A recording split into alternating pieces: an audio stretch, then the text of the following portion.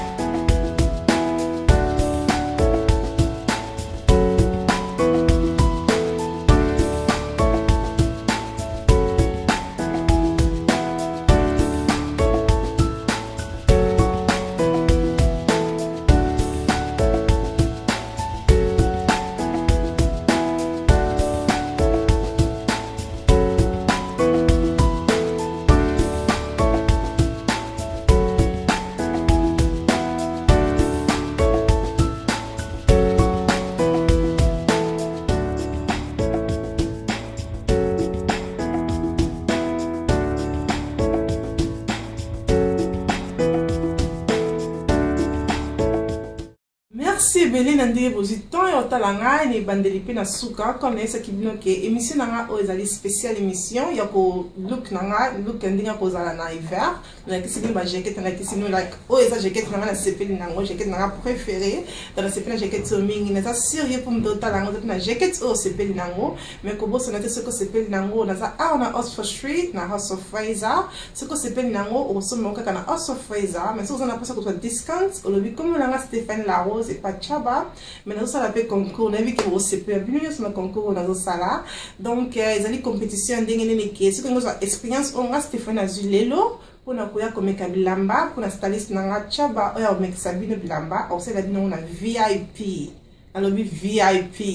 mpe soki omeki bilamba osepeli nango na suka ozwa elamba moko osombi yango na discount mais soki pomoni mpe ke oza na mposa oza na compétition te oza na mposa ke osomba elamba na yo jakete na yo oyo moko na lati osepeli nango benga numero oyo ezoleka oyo na opesa bino yango oyo eza ya ye moko Chaba olobi kaka kombo na nga Stéphanie Larose oza na discount na yo wow like oyo eza jakete na nga just so nice ça vraiment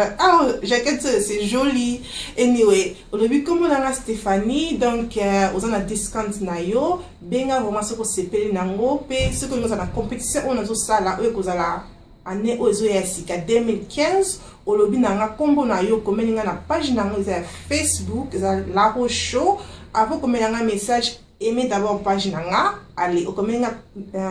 kombo na yo na numéro na yo ekosala ngai bien merci vraiment na nde bozwi temps oyo otala ngai nakomi vraiment na suka naza na posa kotika bino te mais malheureusement il faut natika bino na tokutani à la prochaine ou na bosani soki obosani osepeli na video oyo kobosana te ko aime yango pe kozala abonné na chaîne na ngai ya YouTube et que ça la bien makasi on te à la prochaine Tina T et comme Tina bye.